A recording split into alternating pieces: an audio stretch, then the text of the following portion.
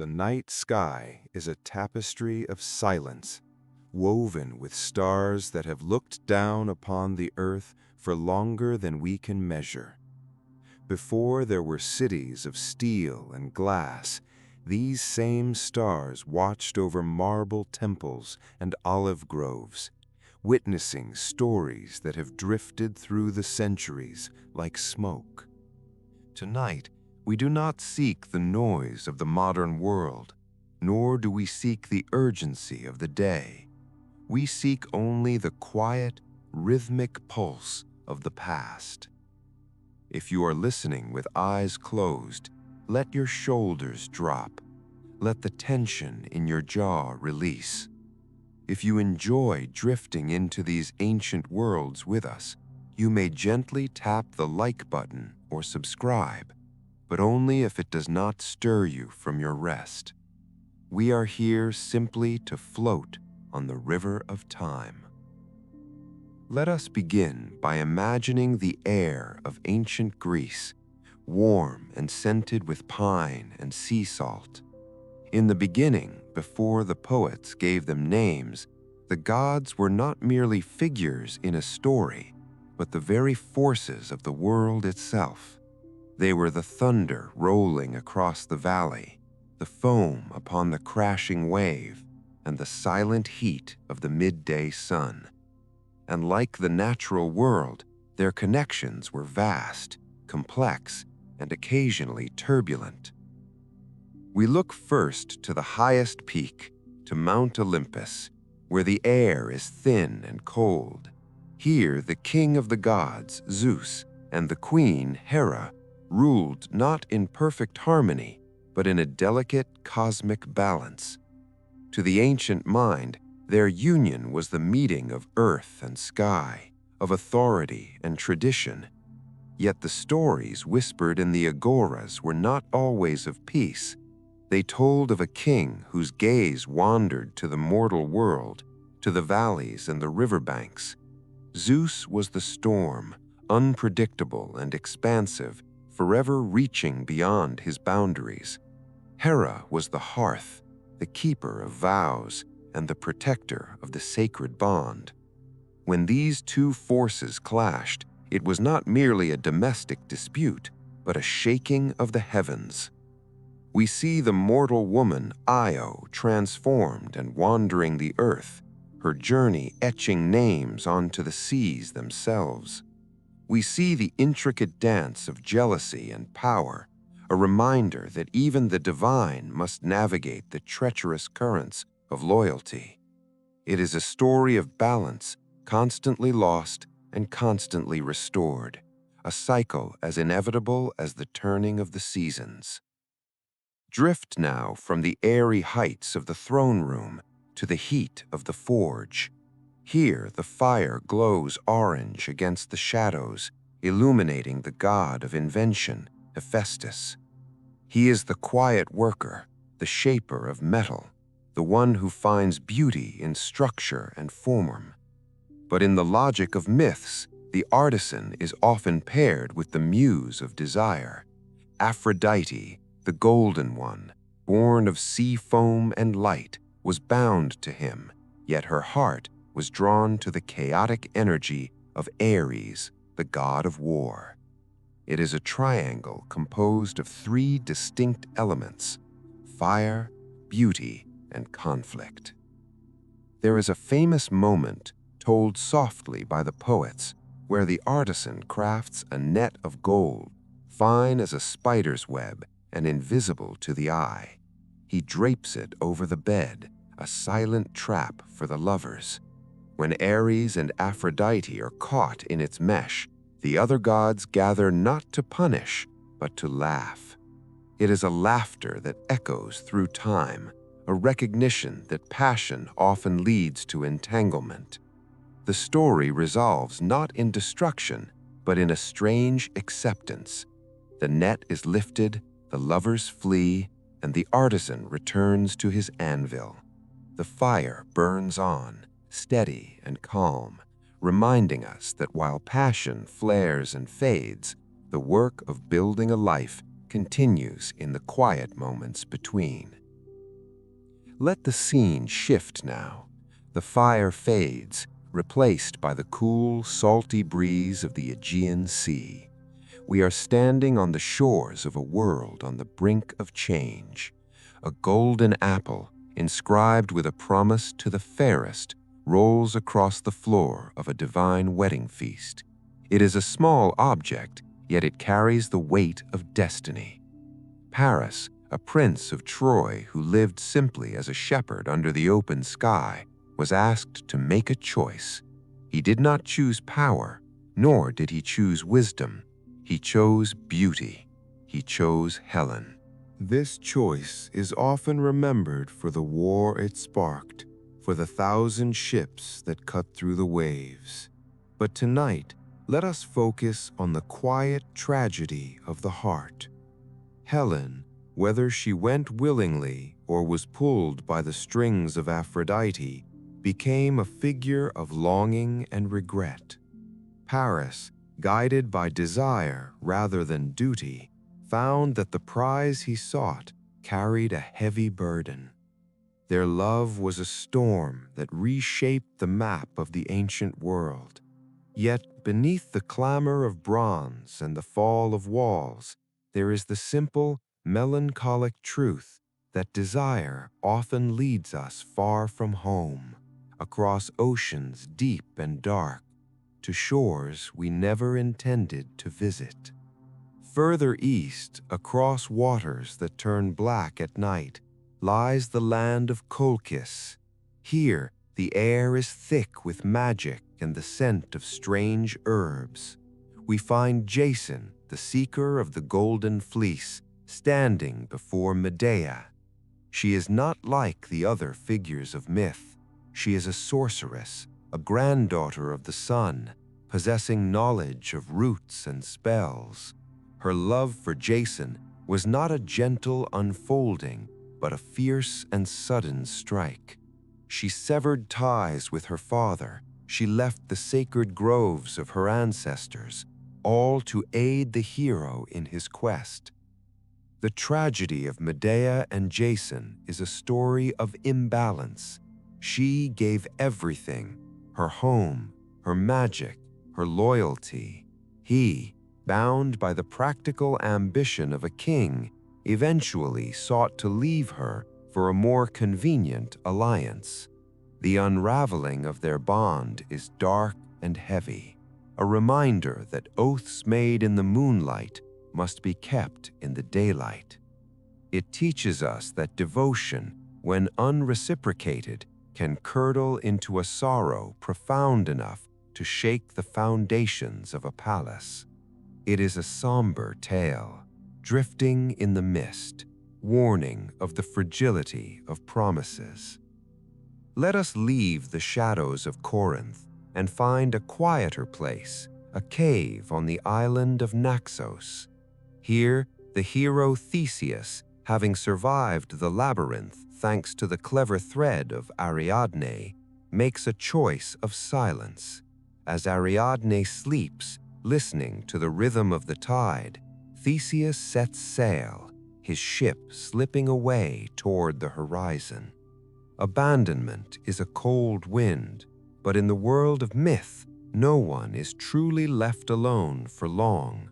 Dionysus, the god of wine and ritual, finds her. He does not offer her a return to the past, but a transformation. He takes the crown from her head and casts it into the sky, where it becomes a constellation of stars. It is a story of redemption, whispering that when one story ends in silence, another may begin in starlight. And what of the musician, Orpheus? His story is perhaps the most tender of all. When he lost his beloved Eurydice to the bite of a serpent, he did not accept the finality of silence. He took his lyre and descended into the earth, into the realm of shadows where no sun shines.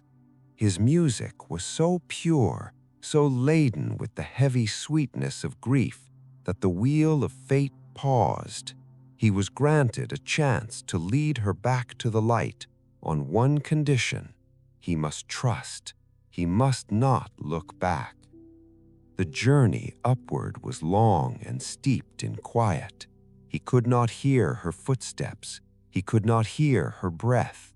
The doubt grew, a vine wrapping around his heart. Just as the first gray light of dawn touched his face, he turned. In that moment, he saw her, and in seeing her, he lost her.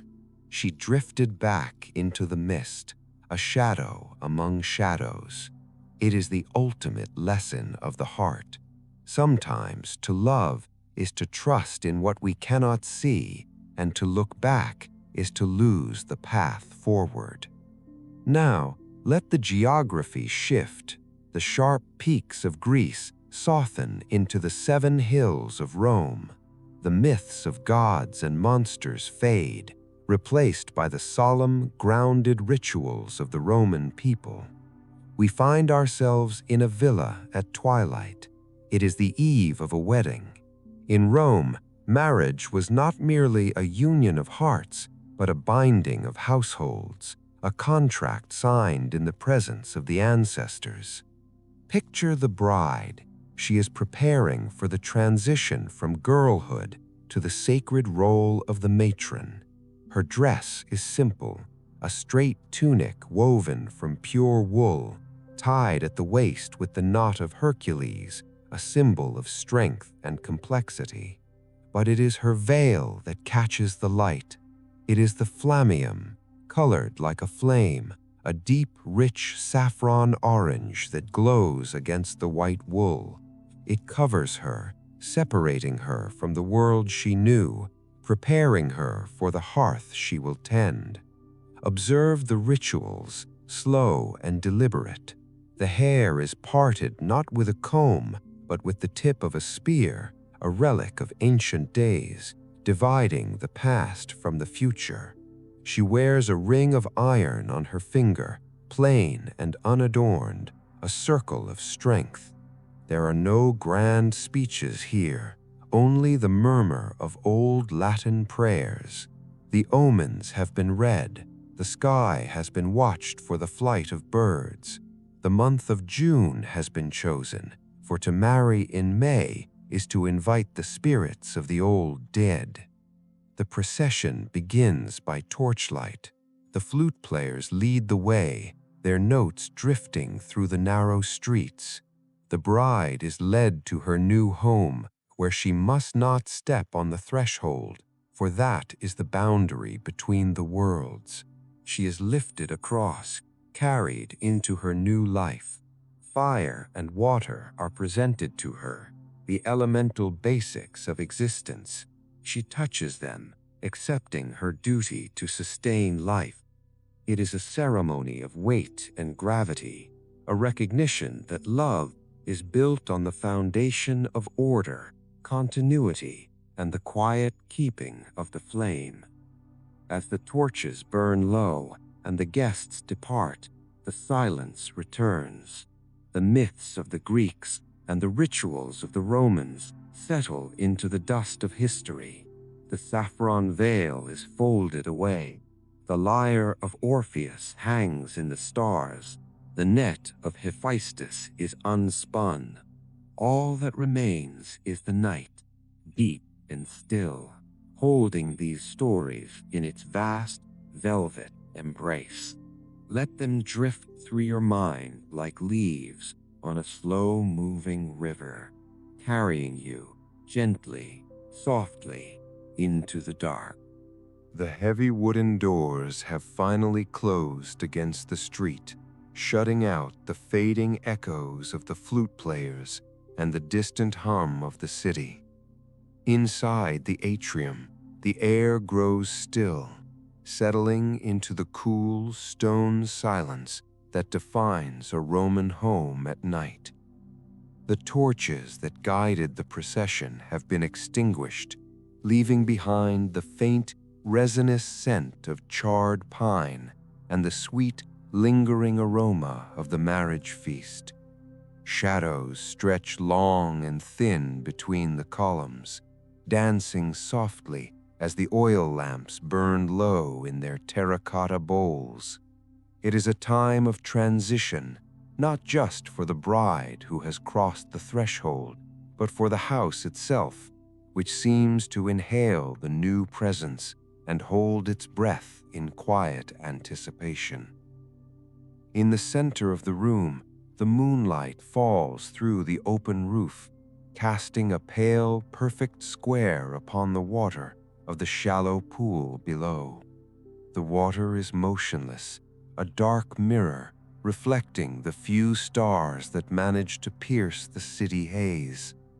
Around the perimeter of the room, the ancestral masks, the waxen faces of those who came before, rest in their wooden cupboards.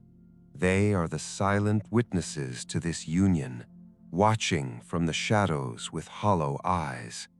In the Roman mind, a marriage was never merely a union of two living souls, but a contract signed in the presence of the dead. The weight of their history hangs in the air, pressing gently against the walls, reminding the living that they are but a single link in a chain that stretches back to the very founding of the city. In the center of the room, the marriage bed, the lectus genialis, distinct from where the couple might sleep, serving instead as a symbolic anchor for the household. It is draped in heavy fabrics, dyed in deep reds and earthy browns, and garlanded with flowers that are already beginning to wilt in the warmth of the evening.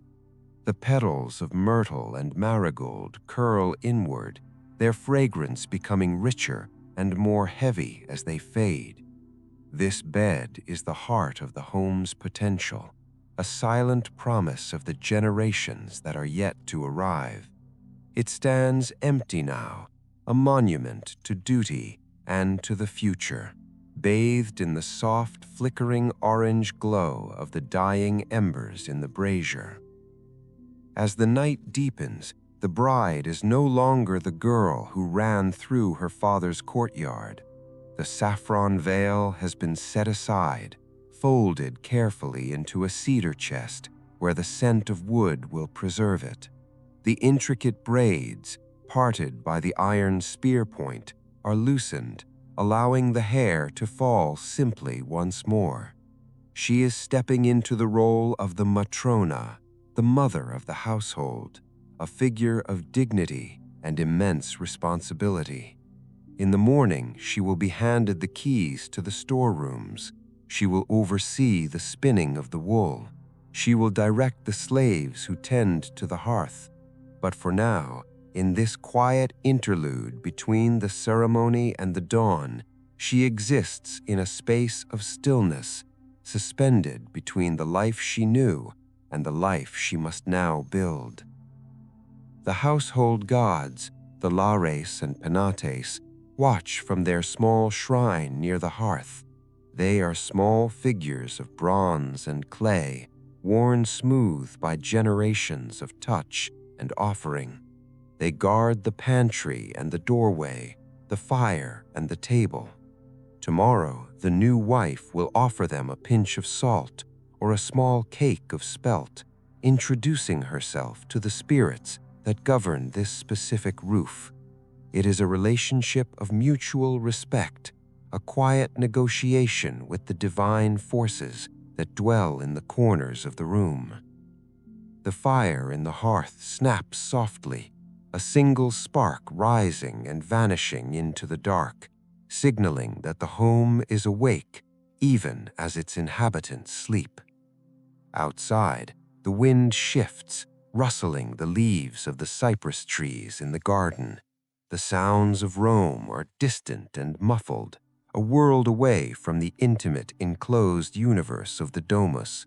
Here, time seems to move slower, measured not by the water clock, but by the slow dripping of the impluvium and the gradual dimming of the lamps. The stone floor is cool beneath the feet. The walls, painted with scenes of gardens and gods, seem to recede into the darkness. Everything is waiting. The past has been honored. The rituals have been performed with exacting care, and now the night simply holds the house in its palm, rocking it gently toward the morning. The final flicker of the oil lamp finally gives way to the dark. It does not vanish with a struggle, but simply fades, a small golden exhale surrendering to the vastness of the room. Now the shadows are no longer dancing. They have settled into the corners, heavy and soft, like velvet drapes drawn against the world. The only light that remains is the faint silver wash of the moon, sliding inch by inch across the mosaic floor. It illuminates the small, colorful stones, turning the geometric patterns into a landscape of grays and muffled blues. The house is submerged in a silence so deep it feels like water. It is a protective silence, thick and ancient, insulating the passengers from the passage of time. Beyond the walls of the villa, the great city of Rome sleeps under the same watchful sky. The bustling markets, usually loud with the cries of merchants and the clatter of cartwheels, are now empty canyons of stone. The dust of the day has settled. The Forum, the beating heart of the empire, stands ghostly and still. The marble columns of the temples rise up like pale fingers pointing toward the constellations, cold to the touch and enduring. There is no political maneuvering now, no oratory, no commerce. There is only the wind, threading its way through the archways and whispering over the cobblestones. It carries with it the scent of the Tiber River, earthy and slow, moving inexorably toward the sea. Drift with that river now. Let your mind float away from the stone streets and the enclosed gardens. Follow the dark, winding current as it widens, slipping past the sleeping fields and the quiet docks where ships bob gently on the tide. The river meets the sea in a hushed embrace. The Mediterranean stretches out, a boundless expanse of obsidian water, breathing in a rhythm that matches your own. Inhale, exhale. The waves lap against the shore with a sound that has not changed in 1,000 years. It is the heartbeat of the ancient world, connecting the shores of Italy to the distant, myth-haunted islands of Greece. Imagine crossing that dark water, carried by a breeze that smells of salt and wild thyme. We drift southeast, leaving the order and structure of Rome behind, moving toward a landscape where the lines between the earth and the gods are blurred. Here, on a rocky island rising from the foam, the atmosphere changes. The air is warmer, softer. The scent of pine resin and crushed laurel is strong. We find ourselves near a different kind of house, not a grand villa of marble, but a palace of wood and stone, perched on a cliff overlooking the endless waves. Inside, the mood is one of waiting. For in the ancient stories, love is often measured not in moments of passion, but in years of patience. In a quiet room, lit by the glow of a hearth fire that never truly dies, a woman sits before a great loom. This is not the weaving of a new bride preparing for her future, but the weaving of a queen holding fast to the past. The shuttle moves back and forth.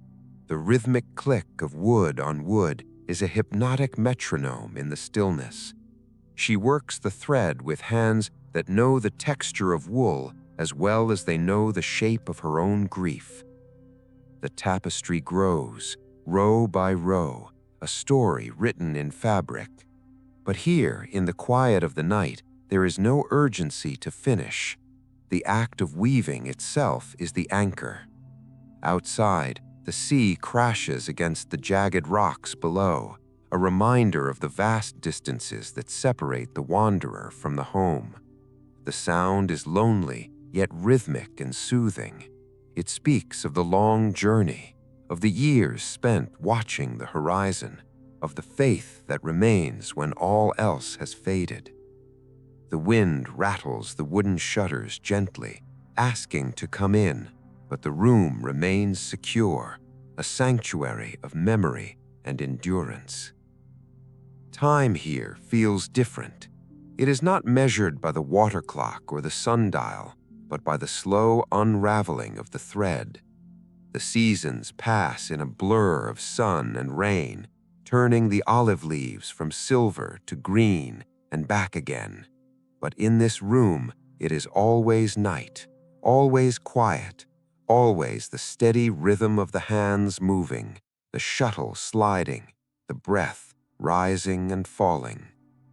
The waiting becomes a state of being, a deep trance-like suspension where hope is not a sharp emotion, but a dull, steady warmth like the embers glowing in the grate. The world outside may change, empires may rise and fall, but here, by the sea, the loom continues its song, weaving the silence into something that can be held. The warmth of the hearth is a soft, living weight against the cool air of the room. It flickers and bows, casting long, fluid shadows that stretch across the stone floor like fingers reaching for the wall. The fire does not roar, it merely whispers, consuming the wood with a patience that mirrors the weaver's own. Every pop of the sap, every shift of the embers is a punctuation mark in the silence. The scent of the burning olive wood is sharp and distinct, a dry, ancient perfume that clings to the heavy tapestries and the wooden beams overhead.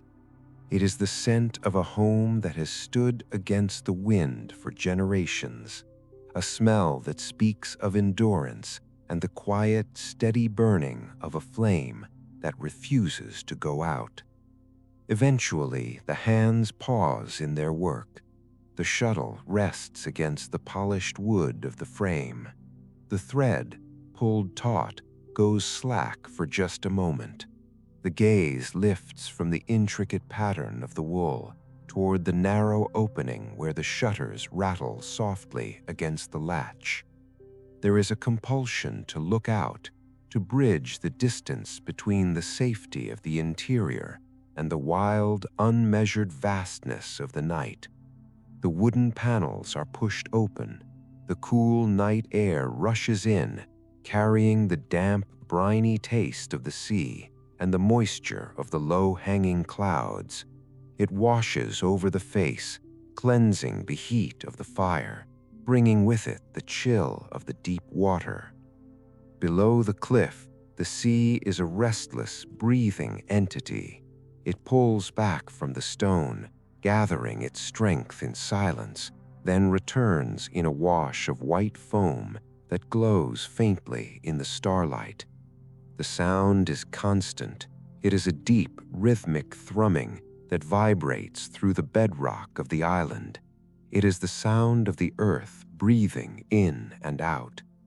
Far out on the black water, there is no line where the sea ends and the sky begins. They have merged into a single infinite canvas of darkness, separated only by the occasional glint of a wave catching the moon or the reflection of a star mirrored on the surface. Above the water, the sky is a vast, overturned bowl of obsidian, punctured by the light of distant fires. The constellations wheel slowly overhead, marking the passing of the hours with a majestic, glacial slowness. There is Orion, the hunter, striding across the southern horizon, his belt of 3 stars shining with a cold blue brilliance. There is the Great Bear, turning steadily around the pole, a celestial clock that requires no winding. These are the same stars that look down on the open ocean, guiding the lost and the wandering. They are the silent navigators, the fixed points in a world of shifting tides. To look up at them is to share a gaze with everyone else who is awake under this same sky, linked by the fragile geometry of starlight. The wind that stirs the cypress trees on the ridge is the same wind that fills the sails on the open water. It travels across miles without effort, crossing boundaries and borders that exist only in the minds of men. It moves through the olive groves, rustling the silver-green leaves with a sound like dry rain. It sweeps over the rocky hills, smoothing the jagged edges of the stone. It is a lonely sound, high and thin, but it is also a comforting one. It suggests that the air is alive, that the world is in motion, even when it appears to be sleeping. The wind carries the pollen of wild flowers and the dust of distant lands, mixing them together in the dark. Gradually, the view from the window blurs. The distinction between the dark cliffs and the dark sea softens. The rhythm of the waves seems to slow down, stretching out into longer and longer intervals of silence.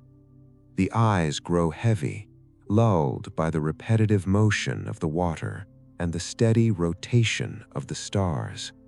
The watcher steps back from the window. The shutters are drawn close again, muffling the roar of the ocean to a gentle, distant hum. The room feels smaller now, more intimate. The fire has burned down to a bed of glowing coals, radiating a gentle, sleepy heat. The loom stands silent in the corner, its work suspended, waiting for the return of the light. The thread holds its place, patient and still. The amber glow of the coals casts a soft, breathing light against the heavy wooden beams of the ceiling. It is a light that does not illuminate so much as it deepens the shadows, turning the corners of the room into soft, undefined spaces where the eye can rest without focus. The silence inside is different now.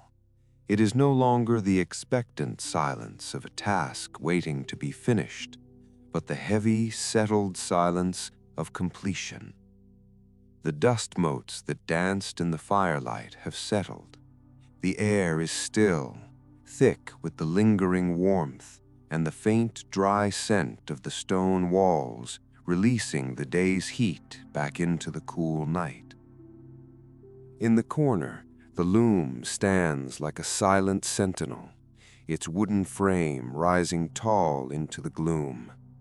The wool wound around the shuttle is soft and lanolin-rich, holding within its fibers the memory of the sunlit pastures and the distant cry of the shepherd. It waits there, suspended in the dark, a paused conversation between the maker and the material. The threads run vertically, tight and disciplined, disappearing into the shadows above and below.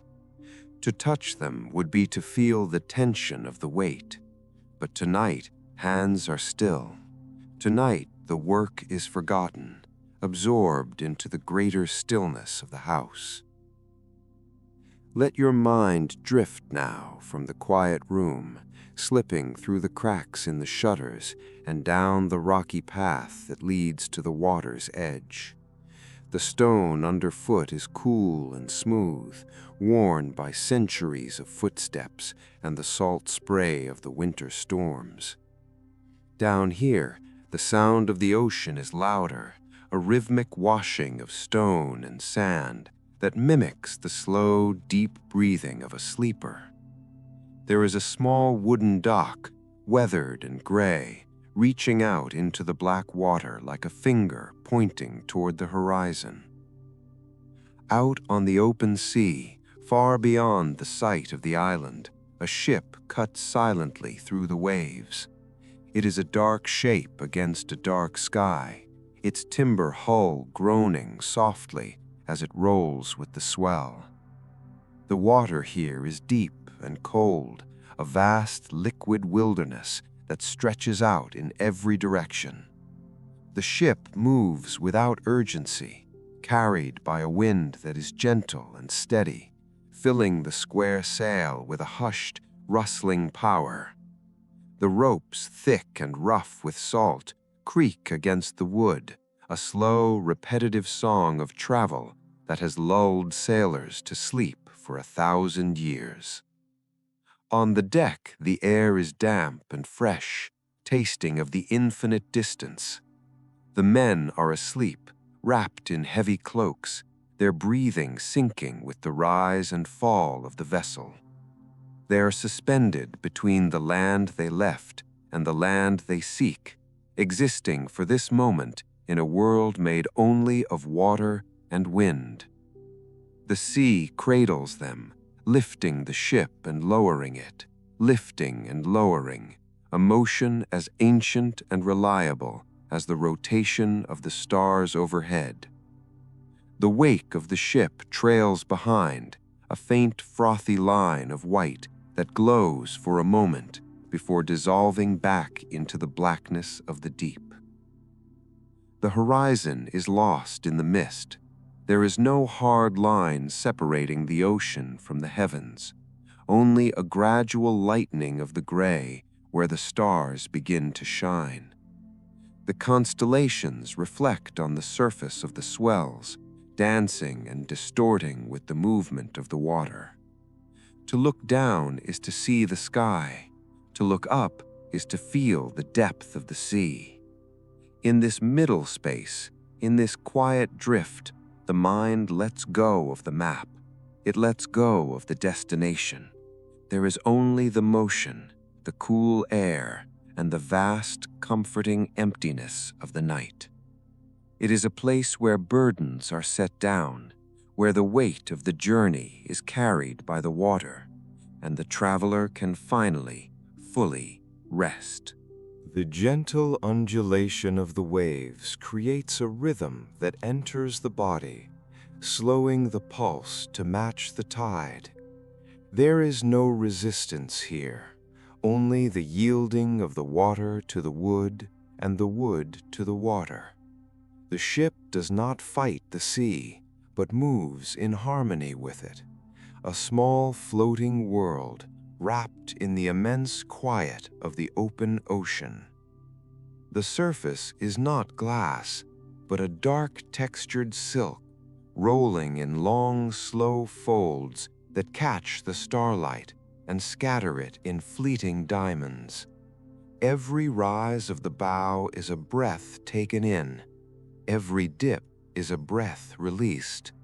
It is a lullaby without words, sung by the deep to the sky, ancient and repetitive, soothing the mind into a state of weightlessness.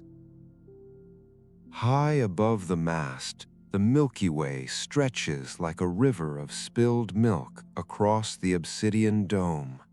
It is thick with stars, a dusting of light that seems to pulse with a faint, cold energy.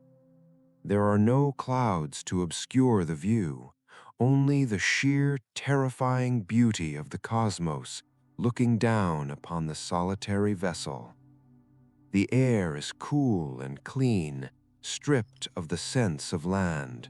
No dust, no smoke, no flower pollen, only the sharp, mineral tang of salt and the damp freshness of the mist. It settles on the skin like a fine dew, a physical reminder of the world's vast watery nature. To breathe it in is to fill the lungs with the essence of distance, expansive and pure. The sounds of the ship are few and familiar. The creaking of the timber is not a sound of strain, but of settling. It is the voice of the oak and pine, remembering the forests where they once grew, now reshaped to cradle sleepers over the deep. The rigging hums a low note in the breeze, a vibration that can be felt more than heard. Occasionally, a splash breaks the pattern, perhaps a fish jumping in the moonlight, or a wave breaking slightly against the hull. But the sound is swallowed instantly by the vastness, returning the night to its dominant silence. It is a silence that feels heavy and protective, wrapping around the ship like a thick, dark blanket. Let your awareness sink now, drifting down from the deck, past the hull, and into the water itself. Below the surface, the moonlight penetrates only a few fathoms, turning the water a deep, luminous indigo before fading into absolute black. Down here, there is no wind, there is no weather.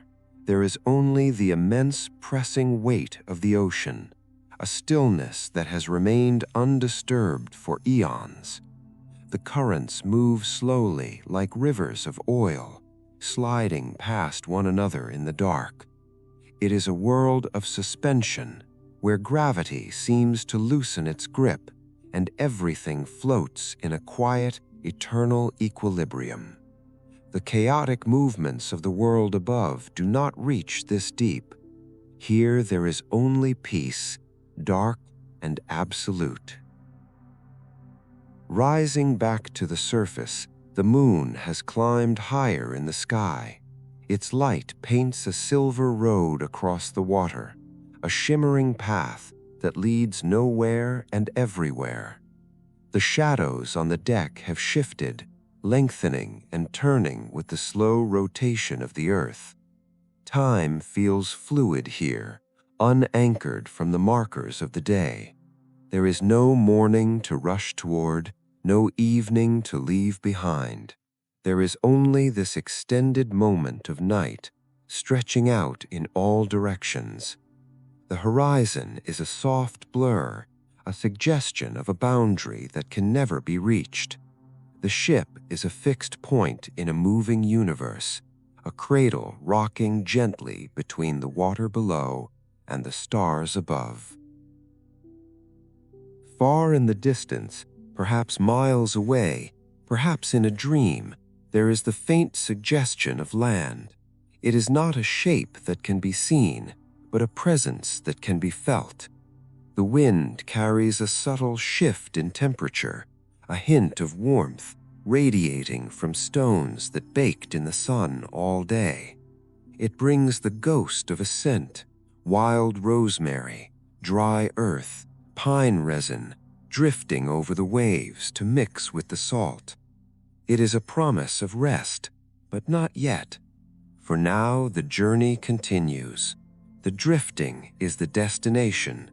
The mind, like the ship, is content to float, carried by forces it cannot see, safe in the center of the vast, quiet night. The scent of the land becomes a physical presence now, wrapping around the ship like a warm, invisible shawl.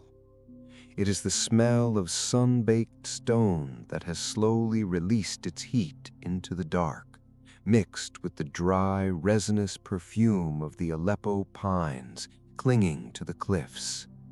The air here is different from the open ocean. It is thicker, heavier, carrying the dust of the ancient world and the faint, sweet aroma of wild fig trees growing in hidden ravines. The wind loses its steady, driving force and becomes a playful breeze, fluttering the edges of the sail and brushing against the face with a touch as soft as a moth's wing. Ahead, the darkness of the horizon begins to solidify. The vague line between sea and sky gains a shape, a jagged silhouette of mountains rising up to block out the lower stars. They are not menacing, but grand and silent, sleeping giants guarding the coast. The moonlight catches the edges of the cliffs, painting them in shades of silver and charcoal. Below the stone, a small cove opens up, a sheltered curve of water that lies completely still, protected from the swells of the deep sea. The ship drifts toward it, drawn by the calm, moving silently over water that transforms from black to a translucent pale turquoise under the moon. As the vessel glides into the shallows, the sound of the ocean changes. The deep, rolling thrum fades away, replaced by the gentle, rhythmic lapping of water against the hull and the soft hiss of sand moving beneath the keel. Looking over the side, the bottom is visible now. Ripples of white sand stretch out in perfect, undisturbed patterns, mirroring the surface above.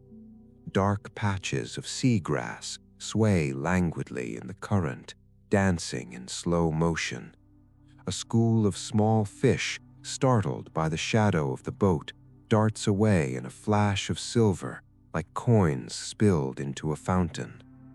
On the shore, a small white temple stands alone on a promontory, glowing faintly in the starlight. Its marble columns are weathered by centuries of salt air, their edges softened and rounded by time. There is no fire burning here, no priest chanting prayers. There is only the stone, cool and enduring, watching over the empty harbor. The steps leading up to the portico are worn smooth, holding the memory of countless sandals that have passed this way. Around the base of the temple, wild thyme grows between the cracks in the paving stones, releasing its scent when the night air stirs the leaves. Beyond the temple, a grove of olive trees stretches up the hillside. Their twisted trunks are like old knotted ropes anchoring the earth. The leaves are silver on one side and dark green on the other, shivering quietly in the breeze. Under the canopy of the trees, the shadows are deep and impenetrable. It is a place of absolute stillness. The cicadas have finished their song for the night. The birds are asleep in the branches. The only sound is the wind moving through the leaves, a soft, dry whispering that sounds like a long hush being spoken to the earth. The ship finally comes to rest. The anchor is not dropped with a splash, but lowered hand over hand, sinking silently into the sand below. The rope pulls tight, then slackens. The journey has paused. The motion of the deck ceases, replaced by a feeling of solid stability. The wood stops creaking. The rigging falls silent. The vessel becomes part of the landscape, a stationary object floating in the center of the quiet cove. High above, the moon has begun its descent toward the western horizon. The light has shifted, lengthening the shadows of the temple columns until they stretch across the ground like the hands of a giant sundial. The night is old now. It has settled into its deepest phase, the hour when the world is most unguarded and most peaceful. The boundary between the sea and the land, between the ship and the shore, seems to dissolve. Everything is suspended in the same cool blue light, breathing together in the slow, steady rhythm of the late watch. The mind rests here, anchored in the calm, watching the moonlight trace its slow path across the sleeping stone. The moonlight, now low and heavy in the sky, touches the surface of the water with a pale silver grace. It does not sparkle as it did on the open ocean, but glows with a matte, steady luminescence like the surface of an old pearl. Along the shoreline, where the water meets the land, the movement is almost imperceptible. Tiny waves, no higher than a finger's width, slide forward over the smooth, round pebbles. They advance and retreat in a slow, hypnotic cycle, barely disturbing the stones. The sound is a faint, rhythmic hush, a whisper spoken directly to the sand. It is the sound of the earth settling into its deepest rest, washing away the memory of the day with cool, clear water. On the steps of the temple, the night air has begun to leave its mark. A fine layer of dew is forming on the marble, turning the stone dark and slick. It gathers in the hollows of the worn steps and clings to the fluting of the columns, capturing the faint light in thousands of microscopic beads. The stone, which held the warmth of the sun for so long, has finally surrendered its heat. It is cold now, solid and grounding. The shadows that live between the columns have grown density. They are no longer just absences of light, but physical presences, thick and velvety, wrapping around the base of the structure like a heavy cloak, protecting the sanctuary from the passage of time. Beyond the temple, the olive grove seems to pull the darkness in closer. The twisted trunks of the trees, gnarled by centuries of wind and growth, stand like silent sentinels in the gloom. Their bark is rough and deep, a map of fissures and knots that tell the story of slow, stubborn survival. Under the canopy, the ground is carpeted with dry leaves and the husks of fallen fruit. There is a rich, earthy scent here, damp and fertile, rising up from the soil to mix with the salt air. It is a smell that feels old, a scent that has existed in this quiet cove since before the first stone was laid. The branches overhead interlock, creating a ceiling of leaves that blocks out the stars, creating a private, enclosed world of absolute stillness. A thin mist begins to rise from the surface of the water, born from the meeting of the cool air and the lingering warmth of the cove. It drifts lazily across the deck of the ship, curling around the mast and softening the hard edges of the wood. It moves like a slow exhale, blurring the line between the vessel and the sea. The ropes and the railings become damp to the touch, coated in the same condensation that covers the temple steps. The world is losing its distinct definition. The distinct shapes of the rocks, the trees, and the shoreline are melting into a soft, gray wash. The visual world is receding, leaving only the feeling of presence and the gentle, rocking motion of the hull. Time seems to expand in this mist, stretching out until a single minute feels like an hour. There is no urgency in the drift. The ship rotates imperceptibly on its anchor chain, turning slowly to face the open sea, then drifting back toward the land, governed only by the subtle currents of the tide. It is a motion so slight it can only be felt, not seen. It mimics the slow, steady rhythm of deep sleep. The mind releases its hold on the map, on the coordinates, on the need to know where the journey ends.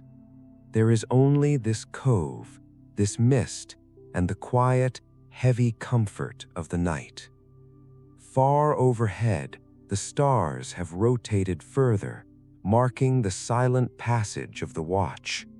They shine through the thinning mist with a diffused, gentle light. The silence is absolute now. Even the wind has laid down to rest. The only sensation is the coolness of the air, the dampness on the skin, and the profound, weightless feeling of floating. The anchor holds firm in the sand below, a hidden connection to the earth, while the ship floats free above. It is a perfect balance, a state of suspension between the solid and the fluid, held safely in the cup of the night, as the world slowly turns toward the memory of dawn. The mist continues to thicken, rolling in from the open water with a silence that feels almost solid. It fills the spaces between the olive trees and pools in the hollows of the rocks, softening every hard edge until the landscape looks like a painting left out in the rain. The world has lost its depth. The horizon is gone. There is no longer a clear distinction between the sea and the air, only a gradient of cool, damp gray that wraps around everything it touches. The ship, floating in the center of the cove, appears to be suspended in a cloud. Its outline is faint and ghostly, a mere suggestion of timber and rope resting in the void. The dampness settles on the wood, darkening the grain and deepening the smell of salt and old tar. On the shore, the silence has deepened into something profound. The small waves that were lapping against the pebbles have quieted even further, becoming nothing more than a gentle pulse against the land. The water does not crash, it slides, it retreats, it leaves behind a line of wet, darkened sand that shines dully in the diffused moonlight. The air is heavy with moisture, sticking to the skin like a cool, sheer fabric. There is no breeze to stir it now. The wind has died away completely, leaving the atmosphere perfectly still, holding its breath in the long, quiet hours before the dawn. Inside the olive grove, the darkness is absolute. The mist cannot penetrate the dense canopy of leaves, but the dampness has found its way in. It clings to the gnarled bark of the trunks, turning them black and slick. The roots, twisting into the earth like old fingers, are anchored deep in the soil, drinking in the night's moisture. Here, under the shelter of the branches, the smell of the earth is strong and rich. It is the scent of wet soil, of decomposing leaves, of life sleeping and waiting in the dark. The trees stand motionless, their weight settling into the ground. They do not sway, they do not rustle, they simply exist, enduring the night with the patience of centuries. High above the mist, the sky remains clear, a vast dome of obsidian that seems to press down gently on the world. The stars have shifted their positions again, continuing their slow, majestic wheel around the pole. They are distant and cold, observing the sleeping earth with an indifferent grace. Their light struggles to reach the ground through the layer of fog, diffusing into a soft, ambient glow that has no source and no shadow. It is a light without heat, a light that belongs to the dream world. It bathes the temple stones in a pale, milky luminance, making the marble look translucent, as if the columns were made of solidified moonlight. In this deep quiet, the concept of time begins to dissolve entirely. There is no ticking clock, there is no passing shadow, there is only the state of being. The mind floats, untethered from the demands of the day, drifting in the cool, gray space between the sea and the shore. The body feels heavy, sinking into the mattress, mirroring the anchor sinking into the sand. The rhythm of the breath slows to match the rhythm of the tide. Slow in, slow out. There is no need to move. There is no need to think. The night is a container, vast and secure, holding everything in a state of perfect, suspended rest. The dew continues to gather, drop by drop, on the leaves of the wild thyme and the petals of the sleeping flowers. Each droplet is a tiny world, perfect and round, holding the reflection of the gray sky. When they become too heavy, they slide off and fall to the earth, a soundless addition to the damp soil. It is a process of accumulation, slow and steady, happening in the dark where no one can see. The earth is drinking, the sea is resting, the ship is floating. Everything is in its place, held by the gravity of the night, waiting in the deep, velvet silence for the slow, inevitable turning of the world. The dampness has now seeped deep into the pores of the ancient marble, turning the white stone of the temple columns a shade of soft, translucent gray. It is a slow, invisible process of absorption, the stone drinking in the moisture of the air, just as the roots drink from the soil. If one were to place a hand against the fluted surface, it would feel slick and profoundly cold, a temperature that speaks of the deep earth rather than the open air. The heat of the previous day is a distant memory, entirely erased by the long, patient hours of the dark. Here, the stone stands as a testament to endurance, accepting the mist and the dew without resistance, solid and unmoving against the shifting backdrop of the fog. Down at the water's edge, the boundary between the sand and the sea has become even more indistinct. The tide is at its absolute lowest point, a pause in the breath of the ocean before the slow inhalation begins again. The wet sand is smooth and unbroken, a dark mirror reflecting the diffuse gray light of the sky. There are no footprints here. Any mark left by a passing gull or a wandering crab has been gently smoothed away by the water's retreat. It is a blank slate, pristine and quiet, waiting for the first touch of the rising tide. The scent of the seaweed exposed to the air is sharp and brine-heavy, mixing with the metallic tang of the wet stones. Out in the cove, the ship hangs heavy in the water. The wood of the hull, swollen with the dampness, has settled deeper into the sea. The ropes of the rigging hang slack in the stillness, heavy loops of hemp draped against the mast. They do not sway, for the air is perfectly still. The mist clings to the fibers, coating them in a sheen of tiny droplets that catch the faint light. There is no sound of straining timber, no creak of metal. The ship feels less like a vehicle of travel and more like a part of the geography, a floating island of wood and iron that has found its permanent place in the center of the calm. Beneath the surface of the cove, the water is a world of suspended animation. The sediment that was stirred up by the anchor's descent has long since settled back to the bottom, leaving the water crystal clear and still.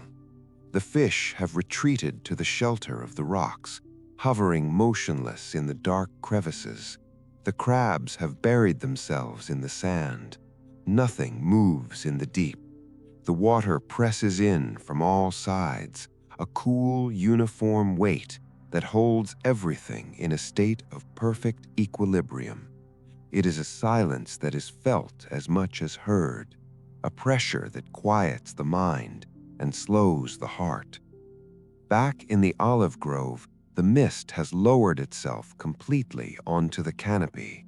It sits heavy on the branches, condensing on the silver undersides of the leaves. Every so often, the accumulated weight becomes too much, and a shower of heavy drops falls from the trees to the forest floor. It sounds like a soft, Momentary rain, a brief patter on the dry leaves that vanishes as quickly as it begins, returning the grove to silence. The trunks of the trees are black with moisture, their twisted forms looking like statues carved from obsidian. They stand in groups, their roots intermingling beneath the soil, sharing the darkness and the water in a quiet, subterranean communion. The night has now reached its deepest anchor. The sense of waiting has expanded to fill the entire horizon. There is no anticipation of the dawn, only the absolute fullness of the present moment. The darkness is not empty, it is full of presence, full of the heavy, resting weight of the world. The mist, the stone, the water, and the wood are all suspended together in this cool, gray hour. The mind rests here, supported by the stillness, drifting without aim or destination in the vast, comforting embrace of the deep night. In this state of suspension, the dampness acts as a second skin, covering the world in a layer of cool, quiet intimacy. On the deck of the ship, the moisture has begun to bead along the length of the handrails, forming tiny, perfect spheres that cling to the wood. They capture the faint gray light of the mist, holding it within their curves before growing too heavy and sliding silently down to the planking below. The sound of their landing is lost in the vastness, a microscopic rhythm of water returning to water. The scent of the tar, usually sharp and pungent in the heat of the sun, has been mellowed by the wet air, transforming into a deep, earthy aroma that mixes with the smell of old rope and wet canvas. Among the shadows of the deck, the sleeping figures of the crew are motionless mounds of heavy wool. They are wrapped tight in their cloaks, huddled against the chill, their forms softened by the layers of fabric. The mist has settled on their coverings, dusting them with a fine silver glitter of dew. They breathe in unison with the slow swell of the sea, a collective inhalation and exhalation that seems to power the very drifting of the ship. There is no dreaming here, only the deep, dreamless oblivion of exhaustion, a sleep so profound it feels like a temporary return to the clay from which they were made. They are anchored not just by the iron chain in the sand, but by the heavy, comforting hand of the night.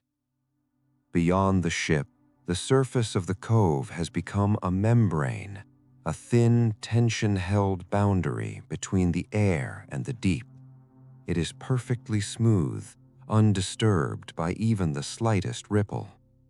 The reflection of the temple on the shore is no longer a shimmering, broken image, but a solid gray ghost standing upside down in the water. The stone columns in the reflection plunge deep into the darkness, rooting the sanctuary in the abyss just as firmly as it is rooted in the earth. To look at the water is to see a portal into a mirror world, silent and reversed, where the sky is the sea and the sea is the sky, both equally vast and equally still. On the shore, the wild thyme and sea lavender that grow between the rocks have bowed under the weight of the dew. Their stems are bent in graceful arches, touching the sandy soil. The scent they release is heavier now, pressed down by the mist, creeping along the ground rather than rising into the air. It mingles with the smell of wet limestone, a mineral fragrance that speaks of caves and ancient seabeds. The small nocturnal creatures that usually scuttle among the stones have retreated into their burrows, waiting out the heavy dampness. The land is paused, holding its breath, waiting for the sun that is still hours away. Inside the temple, the air is dry but cold, preserved by the thick stone walls. The darkness here is different from the darkness outside. It is not the gray, misty dark of the cove, but a pitch-black, velvety void. The silence is trapped here, concentrated and pure. If a sandal were to scrape against the floor, the sound would echo for an eternity, bouncing between the columns and the altar. But there is no movement. The statue of the deity, barely visible in the gloom, stands watching the empty doorway. It is a presence of stone, unblinking and patient, staring out into the fog with eyes that have seen 10,000 nights just like this one. Far beneath the soil of the olive grove, the earth is busy with a slow, silent work. The water from the mist is seeping down, passing through the layers of humus and sand, finding the deep, thirsty roots of the trees. It is a slow migration, a journey of inches that takes hours to complete. The earth drinks quietly, absorbing the gift of the night. The roots expand infinitesimally, shifting the soil grains by a fraction of a millimeter. It is a movement too slow to be seen, too quiet to be heard, but it is the heartbeat of the grove, the slow hydraulic pulse of life sustaining itself in the dark. The trees stand firm above, their branches heavy and wet, while below they drink from the deep, cool reserves of the island. As the moisture travels upward through the veins of the trees, it reaches the highest, thinnest branches that scrape against the underside of the mist. Here, the leaves hang completely motionless, weighted down by the invisible accumulation of water. They do not flutter or twist, for the air remains perfectly stagnant, a heavy, fluid medium that holds every twig in a grip of soft paralysis. The silence in the upper canopy is even more profound than on the forest floor. It is a silence that feels cushioned, insulated by the millions of tiny water droplets suspended in the gray air. The birds, roosting deep within the thickets, are silent balls of feathers, their heads tucked under their wings, breathing in the damp, cool air of the grove. They are part of the stillness now, statues of warmth hidden in the cold dark. From the edge of the grove, the mist spills out over the rocky ground toward the temple, moving with the slow, inevitable flow of a glacier. It curls around the base of the fluted columns, obscuring the steps where the wild thyme grows. The lichens that cling to the weathered marble are drinking too. These ancient crust-like organisms, usually dry and brittle under the sun, have softened and swollen in the night. They turn vibrant shades of sage and ochre in the gloom, coming alive in the wet hours. They press against the stone, a microscopic layer of life, feeding on the dampness, slowly, over centuries, returning the marble to the earth. It is a process of erosion so gentle it feels like a caress, a slow reclaiming of the monument by the natural world. Beyond the temple, the surface of the sea has become indistinguishable from the sky. The horizon line has been completely erased, leaving the ship floating in a sphere of uniform gray. The water is no longer a separate element, but simply a denser version of the air. The reflection of the hull in the water is perfect and unbroken, a dark twin sailing upside down in the abyss. The anchor chain disappearing into the depths is the only line that connects the two worlds. It hangs straight and taut, a rigid bar of iron piercing the silence. Down along its length, barnacles rest with their shells closed tight, sealing in the seawater, waiting out the stillness in their own armored sleep.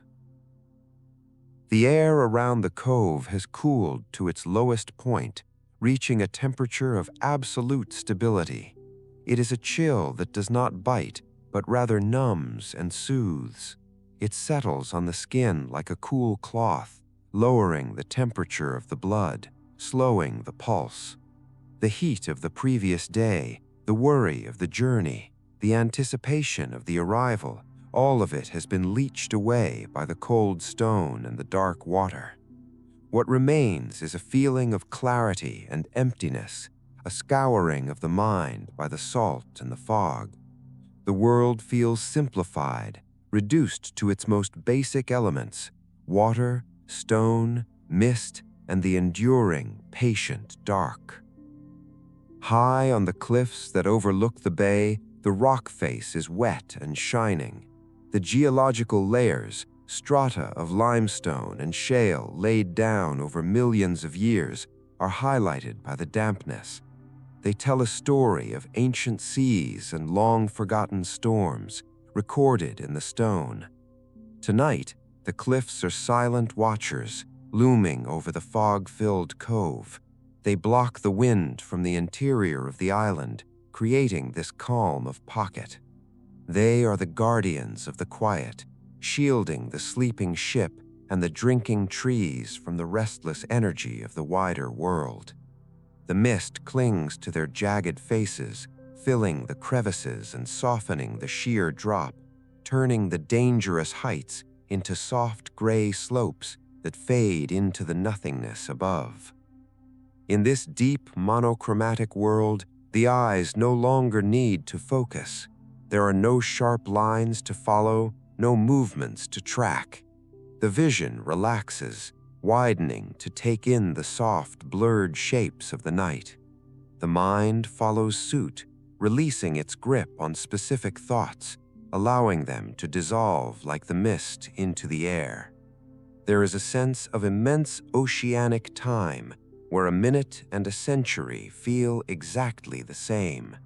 The night is not passing, it is hovering. It is a vast, open space where rest is the only law, and the only movement is the slow, rhythmic breathing of the sleeping earth. The stillness of the air allows the scent of the deep water to rise, undisturbed, from the surface of the cove. It is a fragrance older than the olive groves, older than the temple stones, composed of salt, minerals, and the cold, dark pressure of the abyss. It wraps around the hull of the ship, mingling with the smell of damp timber and oxidizing iron. The wood of the vessel, soaked through by the long hours of the night, has become heavy and dense. It no longer floats with the buoyancy of dry cork, but rests deep in the water, held in a warm, fluid embrace. The boundary between the ship and the sea has softened, the fibers of the oak drinking in the ocean, until the two seem to merge into a single, resting entity. Beneath the curved belly of the ship, the water remains perfectly motionless. There is no current here to push against the keel, no tide strong enough to swing the bow. The barnacles that cluster along the waterline are shut tight, small calcified fortresses waiting out the silent hours. They are rough to the touch, sharp and hard, contrasting with the sleek, algae-slicked wood they cling to. In this dark, underwater world, they are the only testimony to the passage of time, layer upon layer of shell, built up over months of travel. Now, however, they are dormant. They simply exist, suspended in the cool, saline dark, anchored to the drifting wood. On the beach, the mist has begun to condense on the smooth, round stones that line the water's edge. These pebbles, shaped by a million years of tumbling in the surf, glisten with a dull, matte shine. They are cold and solid, varying in shades from slate gray to deep charcoal. The spaces between them are filled with coarse, wet sand that holds the moisture like a sponge. Occasionally, a tiny wavelet pushes up the slope, barely covering the first row of stones before sliding back with a whisper. It is a sound so faint it is almost imagined, the earth breathing in a shallow rhythmic cycle. The water touches the stone, cools it, and retreats, leaving behind a fleeting sheen that vanishes into the fog. Further up the slope, near the base of the cliffs, the shadows are thick and impenetrable. The sheer rock walls block out the faint ambient light of the sky, creating a pocket of absolute obscurity. Here, the air is stillest of all. It is protected from the open sea, protected from the wandering mist, held in a quiet vacuum of stone. The geological layers of the cliff face feel the dampness settling into their cracks. Ferns, rooting in the high fissures, hang heavy and limp, their fronds dripping water onto the rocks below. The sound of a single drop hitting a stone echoes softly, a tiny crystal note in the vast silence, marking the slow accumulation of the night's work. In the olive grove, the ancient trees seem to have sunk deeper into their own roots. The visual world has receded entirely here, replaced by the tactile reality of bark, leaf, and soil. The ground is a patchwork of shadows and damp earth. If one were to walk here, the steps would be silent, cushioned by layers of decomposing leaves that have turned into soft, dark humus. The scent is rich and loamy, the smell of a forest floor that has been undisturbed for centuries. The trees stand in a circle, their branches interlocked overhead, creating a roof that holds the darkness in. They are a community of sleepers, standing shoulder to shoulder, waiting for the slow, inevitable return of the light. High above, the mist begins to thin ever so slightly, revealing the faintest suggestion of the stars beyond.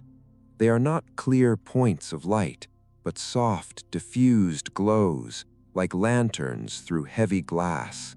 The constellation of the Lyre is directly overhead, its principal star, Vega, burning with a cool blue-white intensity that struggles through the fog. It looks down on the sleeping ship and the silent temple, a distant burning eye watching over the cove.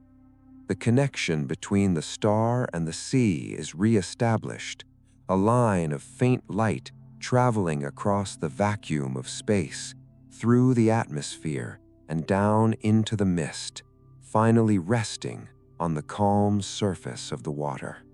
It is a silent communication, a tether of light holding the world in place as it drifts through the void. The light from the distant star does not penetrate the water so much as it rests upon it. It sits on the surface like a thin silver film, moving only when the ocean breathes.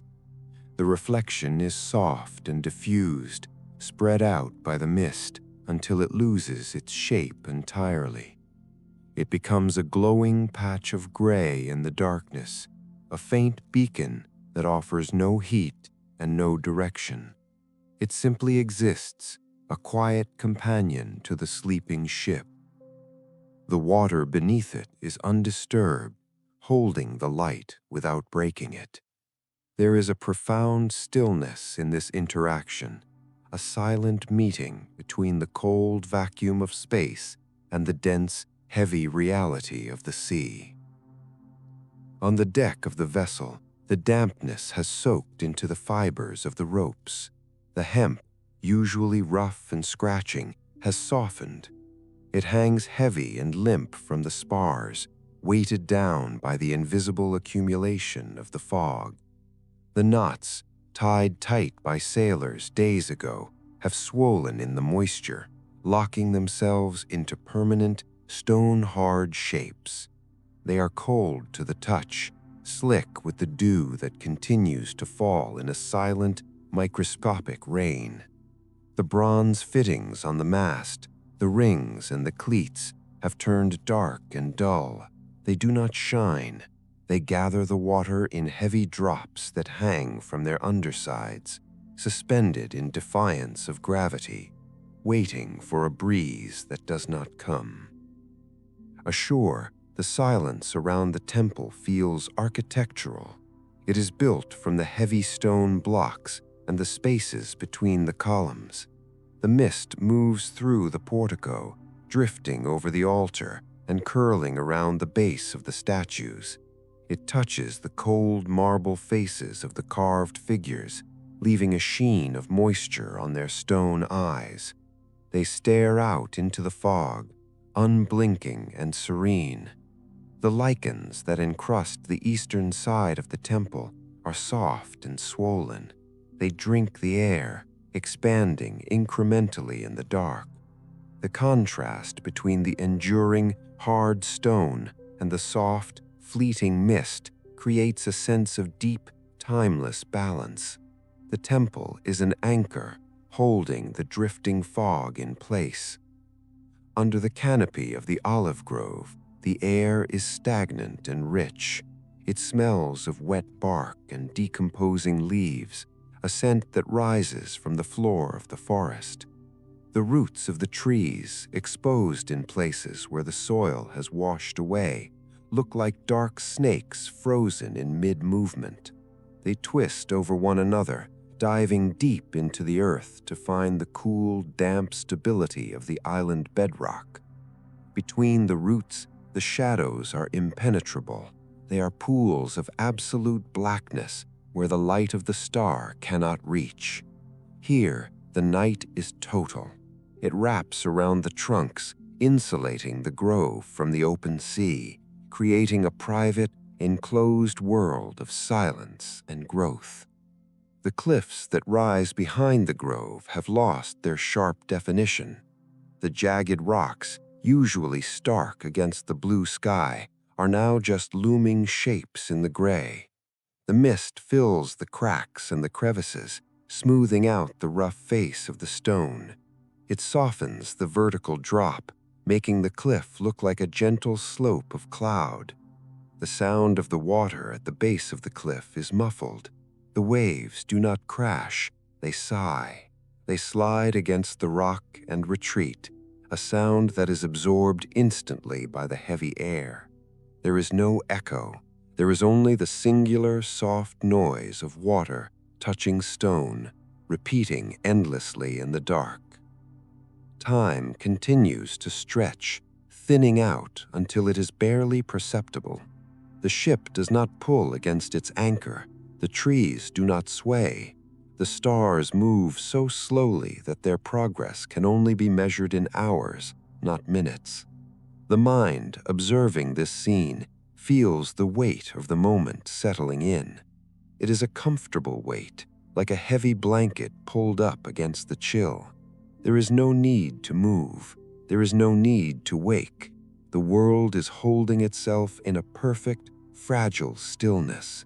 The mist, the water, and the dark are woven together into a single, seamless fabric of rest, wrapping the earth in a long, quiet embrace that feels as if it will last forever.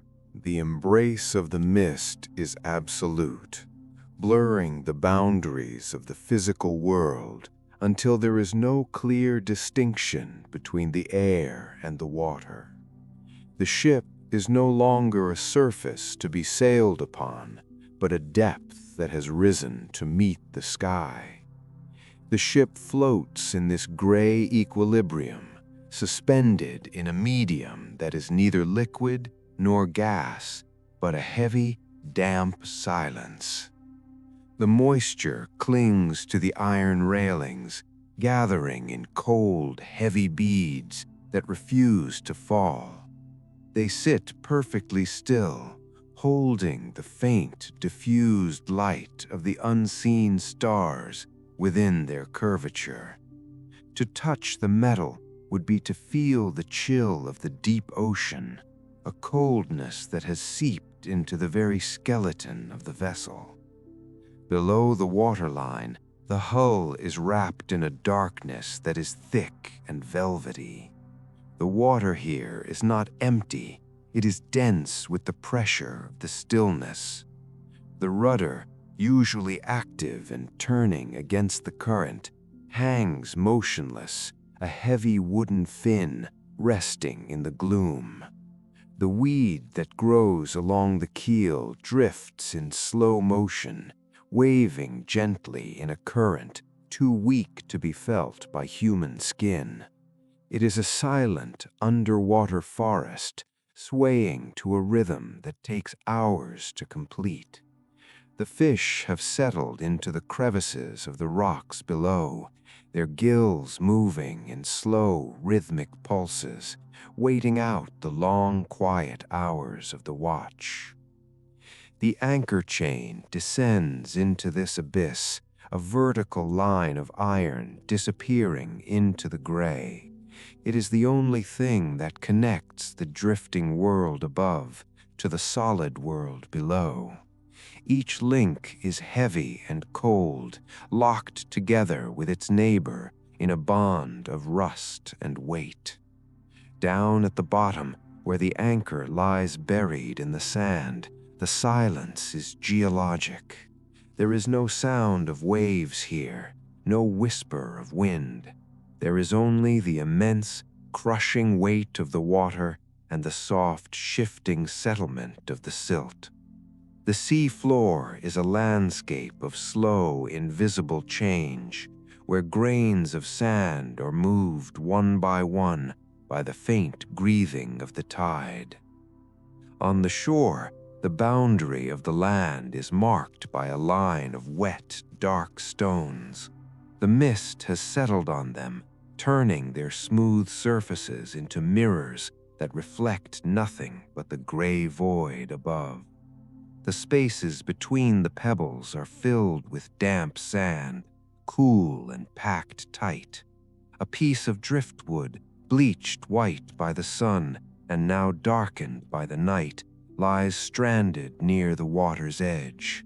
It is a sculptural form, twisted and smooth, resting in the sand like a bone of the earth. The dampness has soaked into its grain, softening the wood and releasing a faint salty scent that mingles with the smell of the wet stone. Further back, the temple stands as a gray ghost in the fog. The moisture has darkened the marble, deepening the shadows that live in the fluting of the columns. The steps, worn by centuries of feet, are slick and empty. The silence here is architectural, held in place by the weight of the stone blocks. It gathers in the portico, pooling in the corners where the mist cannot reach. The statues in the pediment, carved likenesses of forgotten gods, look down with blank stone eyes. They are patient observers, unbothered by the damp, unmoved by the passage of the night. They simply exist, heavy and enduring, anchored to the earth by their own mass. In the olive grove, the air is stagnant and heavy. The canopy of leaves acts as a roof, trapping the darkness and the moisture against the ground. The trunks of the trees are black pillars, twisting up from the soil in gnarled, ancient shapes. They do not look like living things so much as formations of rock, solidified over centuries of slow growth. The moss that clings to their north sides is swollen and soft, a vibrant green cushion that drinks the mist. It dampens sound, absorbing the faintest whisper of the wind, ensuring that the grove remains a sanctuary of absolute quiet. The night stretches on, vast and unmeasured. There is no sense of anticipation for the dawn, only a deep immersion in the present stillness. The world has stopped its forward motion. It hovers in this cool, gray space, supported by the water and the stone. The mind, resting in this scene, feels the gravity of the earth and the lightness of the mist. There is no need to go anywhere. The drifting is enough. The silence is enough. The night holds everything in its open hand, calm, heavy, and serene. The mist does not merely obscure the view, but seems to dampen the very concept of distance. The ship feels as though it is resting in a small private room made of cloud and water. On the foredeck, the coil of the anchor rope sits heavy and saturated. The individual fibers of the hemp have darkened, swelling with the moisture until they merge into a single solid mass. It smells of the deep ocean, of brine and old darkness, a scent that has been distilled by the cold air.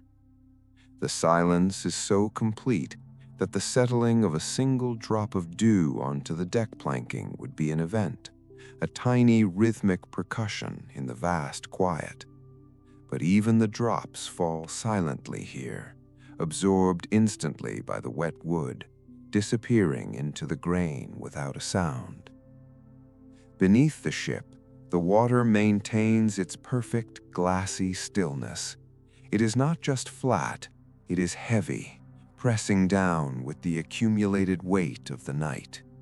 The reflection of the hull is no longer just an image, but a dark, solid presence that hangs beneath the surface. It is a twin vessel, sailing in the deep, silent world of the underside. The darkness down there is thick and cool. It wraps around the rudder and the keel, holding them in a gentle, fluid grip that prevents any drift. The ocean is not flowing tonight. It is waiting. It is a vast liquid bed that absorbs the smallest vibrations, ensuring that the rest remains unbroken. On the shoreline, the boundary between the sand and the mist has vanished entirely. The beach is a soft gray gradient that leads nowhere. The driftwood that lies half buried in the sand is cool to the touch, its surface polished smooth by the wind and the waves of past storms. Now it rests motionless, a sculptural form gifted to the shore by the sea. The dampness has seeped into its cracks, darkening the bleached white wood to the color of wet slate. It smells of salt and thyme, a clean mineral scent that rises slowly into the stagnant air. The small stones nearby are coated in a fine sheen of water, reflecting the diffuse gray light like scattered coins left on the beach. Further inland, the ancient stone of the temple has fully surrendered to the night. The marble, usually warm from the Mediterranean sun, has released every calorie of heat. It is now as cold as the earth itself. The moisture clings to the fluting of the columns, gathering in the vertical grooves and running down in slow, silent rivulets. They move with the pace of the hour, taking an eternity to reach the base. The stone does not resist the water. It accepts it, darkening in the night, becoming part of the elemental cycle of the cove.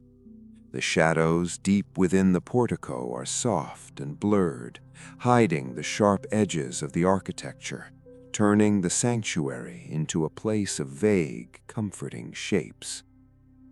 In the olive grove, the moss that carpets the northern side of the trunks is vibrant and full. It has expanded in the damp air, each tiny filament standing tall to catch the mist. It is a soft, living velvet that covers the hard bark, softening the appearance of the gnarled trees. The silence here is cushioned. The ground, covered in layers of wet leaves, absorbs sound completely. There is no rustle of small animals, no movement of wind in the branches. The grove is a single unified organism, resting in the dark. The energy of growth has paused. The sap moves slowly, thick and cool, conserving its strength for the distant dawn. The trees simply stand, heavy and black, guarding the quiet earth beneath their roots. The atmosphere holds a sense of permanence, as if this moment is not fleeting, but eternal. The ship, the water, the stone, and the trees are locked together in a silent tableau. The mind feels the stability of this scene.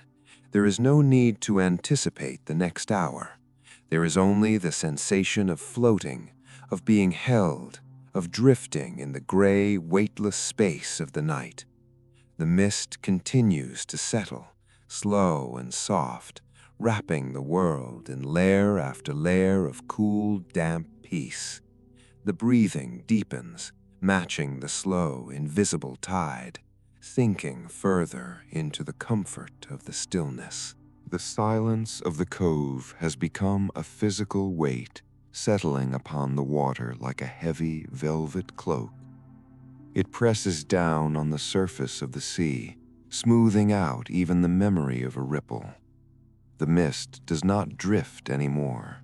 It simply hangs, suspended in the cool air, a vast gray curtain that has been drawn around the sleeping ship. The visibility has reduced to a few yards, creating an intimate, enclosed world where nothing exists but the damp wood of the deck and the dark, glassy water immediately alongside. The rest of the world, the horizon, the open ocean, the distant stars, has been gently erased, leaving only this quiet center of gravity. The mind rests here, contained and secure, held within the soft, undefined boundaries of the fog. Beneath the keel of the ship, the darkness is absolute.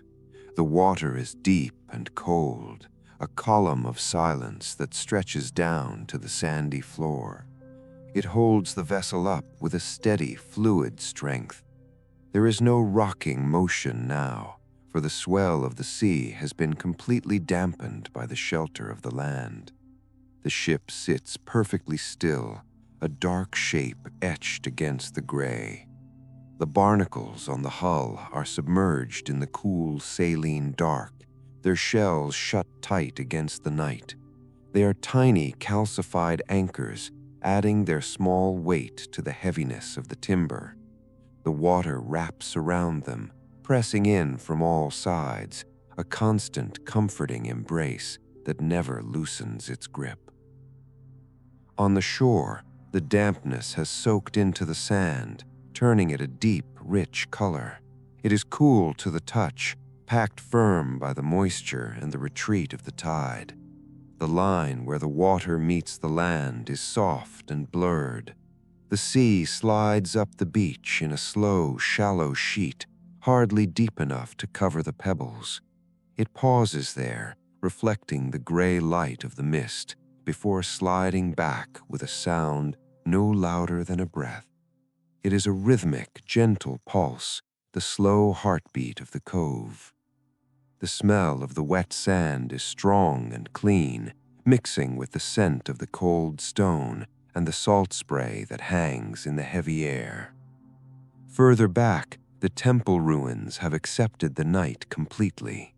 The stone blocks, cut by human hands thousands of years ago, have returned to the temperature of the earth.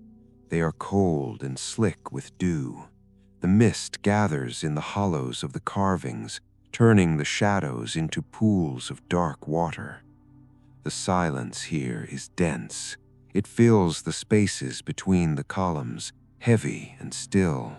There is no wind to whistle through the archways. There is only the damp air, settling on the marble, darkening the white stone to the color of a storm cloud. The temple stands as a monument to stillness, a heavy, enduring presence, that anchors the fog to the ground. In the olive grove, the darkness is a living thing. The canopy of leaves overhead is a solid roof, blocking out the gray light of the mist. Beneath the branches, the air is black and still. The trunks of the trees are massive and gnarled, twisting up from the soil like ancient frozen rivers of wood. The moss that covers them is soft and wet, drinking in the moisture of the night. The roots go deep, gripping the bedrock of the island, holding the trees steady against the slow rotation of the earth. There is a sense of deep vegetable patience here. The trees do not wait for the morning. They simply exist in the dark, breathing slowly, their sap moving in a sluggish, cool rhythm that matches the turning of the tide. The atmosphere is one of profound suspension. Time has ceased to be a linear progression of minutes and hours. It has become a vast, open field of stillness. The ship, the water, the stone, and the trees are all caught in the same moment of rest. The dampness connects them, a web of cool water that binds the land to the sea. The mind floats in this space, untethered and free. There is a feeling of immense safety, of being hidden away in a secret, quiet place where the noise of the world cannot reach. The night holds everything in its open hand, cool, heavy, and infinitely calm, waiting in the deep silence for nothing at all. The air itself has gained mass in this deep hour, settling against the surface of the world with a gentle hydrostatic pressure. It is no longer just empty space between objects, but a fluid medium that connects them, carrying the chill of the water into the grain of the wood and the pores of the stone. The mist has thickened to the point where it captures the faint, ambient light, holding it in suspension like a pearl holds a glow. There is no source of illumination that can be traced, only a soft, omnipresent gray that seems to emanate from the moisture itself. It softens the edges of the ship's railing, blurring the iron into the fog until the metal seems to dissolve into the atmosphere. The sensation is one of being submerged, of resting at the bottom of a vast, airy ocean where the currents are slow and the silence is absolute.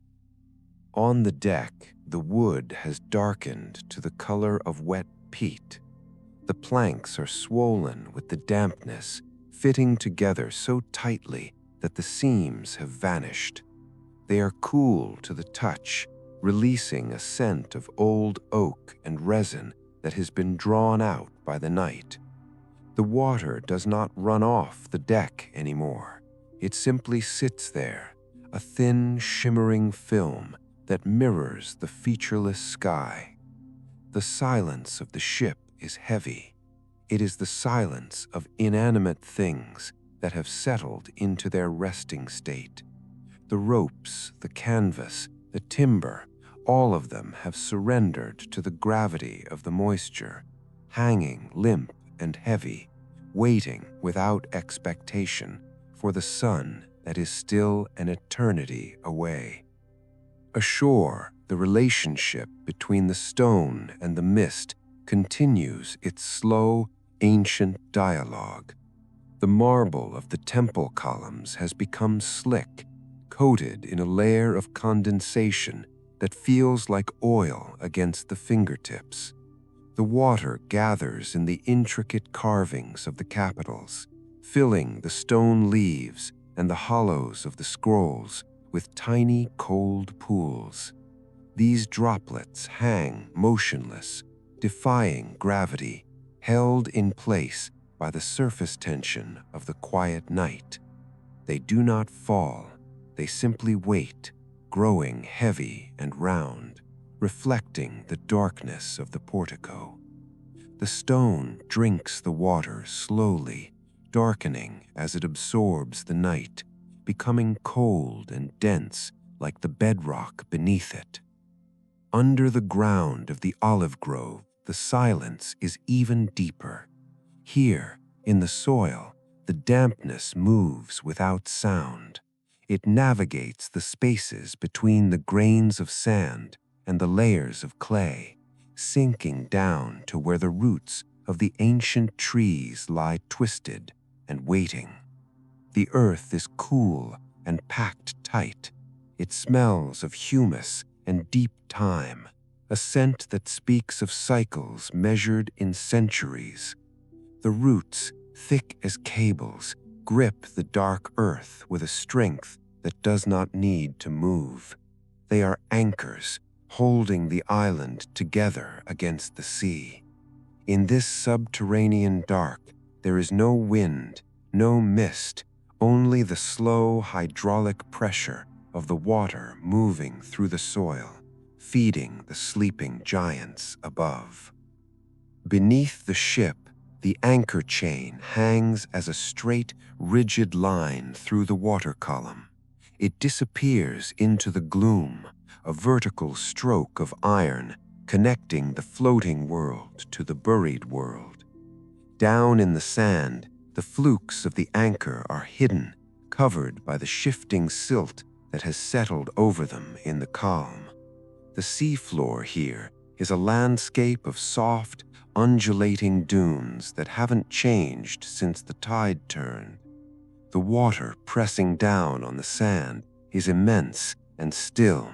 It holds the sediment in place, locking the seafloor into a sculpture of silence. There is no light here, only the tactile reality of the cold water and the soft, yielding bottom. The mind drifts in this space, carried by the slow rhythm of the scene. It moves from the heavy mist to the wet wood, from the drinking stone to the sleeping roots. There is a sense of profound connection, a realization that everything is resting together in the same cool gray moment. The boundaries of the self seem to loosen, dissolving like the shoreline in the fog. There is no need to hold on to anything. The night is doing the work. The gravity of the earth is doing the work. The mist is a soft, heavy blanket that has been pulled up over the world, promising that for now and for a long time to come, there is nothing to do but rest in the deep, quiet center of the calm. The stillness has become so dense that it feels like a physical substance, filling the space between the water and the sky with a soft gray weight. It presses gently against the surface of the sea, smoothing out the microscopic textures of the water until the cove looks like a sheet of polished obsidian. There is no shimmer now, no glint of starlight, only a matte, dark uniformity that absorbs everything. The mist does not swirl or drift. It simply exists, a vast, suspended breath that holds the ship in a quiet, damp embrace. The air is cool and still, resting against the skin like a heavy silk cloth that has been soaked in the night. On the iron railings of the ship, the condensation has merged into continuous, cold rivulets. They cling to the metal, too heavy to hold their shape, yet too still to fall. The iron itself has taken the temperature of the deep ocean, radiating a profound metallic chill that seeps into the surrounding air. The rivets that hold the hull together are dark and wet, small studs of shadow dotting the smooth curve of the wood. There is no sound of metal expanding or contracting, no groan of the frame. The ship has reached a state of thermal equilibrium with the sea, becoming as cold, as heavy, and as silent as the water that supports it. Down in the cabins, the air is thick and motionless. It smells of old wool, lamp oil, and the salty dampness that permeates the wood. The shadows here are deep, pooling in the corners and under the bunks like dark water. There is no light to chase them away. The breathing of the sleepers is the only rhythm in the room, a slow, collective pulse that mimics the gentle rise and fall of the tide outside. They are deep in the trough of the night, floating in a dreamless void where the body is heavy and the mind is blank. The blankets are pulled up tight, creating warm, soft cocoons against the chill of the mist. On the shore, the wild grasses that grow near the dunes have bowed their heads. The weight of the dew has bent the stalks until they touch the sand, creating a series of small green arches along the beach. They do not rustle. They are locked in this posture of rest, waiting for the sun to eventually dry them, but that moment feels impossibly distant. For now, they are part of the stillness, drinking the water that clings to their leaves. The sand around them is dark and cool, packed tight by the dampness, holding the silence of the beach in its grains. High on the cliff face, the layers of sedimentary rock are slick with moisture. The mist has found its way into every fissure and crack, darkening the stone and softening its jagged profile. The cliff looms over the cove, a massive, silent wall that blocks out the rest of the world. It casts a shadow that is felt rather than seen, a deepening of the gloom that settles over the water. The rock does not feel the passage of time. It stands as it has stood for eons, a witness to the quiet, slow accumulation of the night. The water dripping from the ledges falls silently into the mist below, lost before it hits the ground. In the center of the olive grove, the silence is a heavy, living thing. It is protected by the thick canopy and the dense, twisting roots. The air here is warmer than on the water, holding the faint, decaying heat of the soil. It smells of humus and wet bark, a rich, earthy perfume that grounds the senses. The trees are motionless statues of wood, their branches heavy with leaves that hang straight down in the still air. There is no rustling, no bird song, no movement of small creatures. The grove is paused, deep in its own vegetable sleep, drawing strength from the dark, wet earth. The entire scene, the ship, the cove, the temple, and the trees, is held in a perfect, fragile suspension. The boundaries between them have blurred into a single, cohesive atmosphere of rest. The mind drifts through this space without resistance, carried by the slow, invisible currents of the night. There is no destination. There is no need to arrive. The floating is the only reality. The cool, gray quiet is a sanctuary, a vast, open room where the soul can lay down its burden and sink deeper and deeper into the comforting weight of the calm. The dampness has become a permanent state, a heavy, quiet condition that permeates every inch of the wood and stone. It is not a wetness that runs or drips, but a saturation that sits deep within the grain of the ship's hull. The timber has swollen against the iron bolts, locking the vessel into a rigid, silent shape.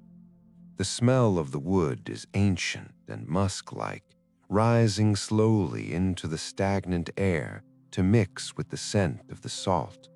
There is no separation between the ship and the atmosphere. They share the same temperature, the same heaviness, the same profound lack of movement. The vessel is no longer a traveler passing through. It has become a fixed feature of the cove, as rooted in the moment as the rocks on the shore. Below the waterline, the water exerts a gentle, uniform pressure on the keel. It wraps around the curves of the hull with a fluid intimacy, holding the ship in a suspension that feels solid. There is no current to nudge the bow, no tide to swing the stern. The water is a dark, viscous gel, thick with the silence of the deep. It absorbs the weight of the vessel without a ripple. The reflection of the ship, hanging upside down in the black water, is sharp and unwavering. It is a perfect ghostly double, sailing in a world where the sky is an abyss of deep, endless charcoal. On the shore, the mist has erased the line of the horizon completely. The beach does not end, it simply fades into the gray. The pebbles that line the water's edge are slick and cold, polished by the moisture until they shine like dark gemstones. They lie in a chaotic, motionless scattering, each stone resting heavy in its bed of sand. The spaces between them are filled with cool air and shadow. There is no sound of shifting gravel. The earth holds them fast. The sand itself is damp and compact, holding the imprint of the tide that retreated hours ago, a memory of movement frozen in the ground. In the shadowed recesses of the temple, the darkness has a physical texture. It is velvety and thick, filling the space between the columns like a soft black mortar. The marble pillars, cold and damp, stand as silent sentinels in the gloom. The moisture has darkened their white surfaces to a pale, ghostly gray. It clings to the carved acanthus leaves of the capitals, filling the stone curves with tiny, hidden reservoirs of water. The statues in the pediment, high above the ground, look out into the fog with blank, enduring eyes. They are covered in a fine sheen of dew, their stone skin sweating in the cool night air. They do not watch for the dawn. They simply exist, heavy and patient, anchored to the earth by their own mass. Deep within the olive grove, the silence is cushioned by the layers of time. The ground is soft with centuries of fallen leaves, turning into dark, rich soil. The air here smells of wet earth and slow decay, a fertile scent that speaks of deep, quiet growth.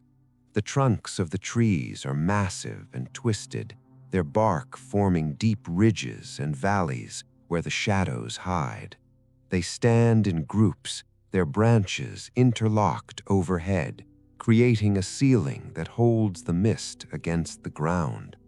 The leaves hang heavy and limp, weighted down by the water they have collected. There is no rustle, no whisper. The grove is a single breathing organism, resting in the deep, protective dark. The anchor chain, disappearing into the water, is a cold, vertical line of iron. It does not sway, it hangs perfectly straight, a rigid connection between the floating world and the buried world. Down in the darkness, the chain lies across the sand, heavy and immovable. The links are crusted with rust and silence. The anchor itself is buried deep, its flukes gripped by the seabed, holding the ship steady against the rotation of the earth. The sand covers it, soft and undisturbed, a soft blanket of silt that muffles any vibration. This moment of suspension feels infinite. The night is not passing, it is deepening. The world has settled into a state of absolute balance, where gravity and buoyancy are equal, where the air and the water are one. The mind drifts in this gray, quiet space, untethered from any shoreline. There is a sense of immense comfort in the heaviness, a feeling of being held down and held up at the same time. The drifting is slow and aimless, a gentle movement through a world without edges, floating deeper and deeper into the calm, silent center of the night. The grayness of the mist seems to have stopped the passage of time entirely, holding the cove in a permanent fluid stasis. There is no sense of hours ticking away, no measurement of moments passing into the past. The damp air sits heavy and motionless, a vast, soft weight that presses gently against the eyelids and the skin. It silences the mind, dampening thoughts just as it dampens the sound of the sea. The horizon remains erased, dissolved into a uniform field of cool, vaporous charcoal that offers no point of focus. The eye rests easily here, sliding over the smooth, undefined shapes of the fog without needing to land on a sharp edge or a distinct line. Along the gunnels of the ship, the moisture has collected into a continuous, glistening bead. It runs the length of the rail, a thin line of water that captures the faint, ambient light of the night. It does not drip. It is held in place by the profound stillness of the air, a liquid jewel suspended on the dark wood. The timber itself feels soft to the touch, the grain raised slightly by the absorption of the fog. It has taken on the temperature of the mist, cool and refreshing, releasing a scent that is deeply organic, the smell of wet oak, of salt, and of the sea's own breath rising slowly from the calm water below. Beneath the surface, the ocean is a world of suspended particles, tiny specks of sand and organic matter stirred up hours ago hang motionless in the water column. They do not sink, nor do they rise. They are caught in the perfect equilibrium of the deep, floating like stars in a black liquid sky. The water around them is dense and cold, pressing in with a gentle, uniform hydrostatic weight. It wraps the hull in a silent embrace that feels protective, isolating the vessel from the world above. The darkness down here is rich and velvety, a complete absence of light that feels restful rather than empty. On the beach, the sand has absorbed the night until it is the same color as the slate-gray stones. The dampness has bonded the grains together, creating a surface that is firm and cool. The line of the tide is barely visible, a soft, wavering mark where the water touches the land without force. There is no crashing, no splashing, only a microscopic rising and falling that wets the bottom of the pebbles.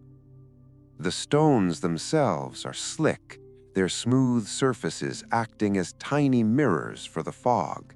They lie nestled in the sand, heavy and undisturbed, holding the cold of the night in their dense mineral hearts.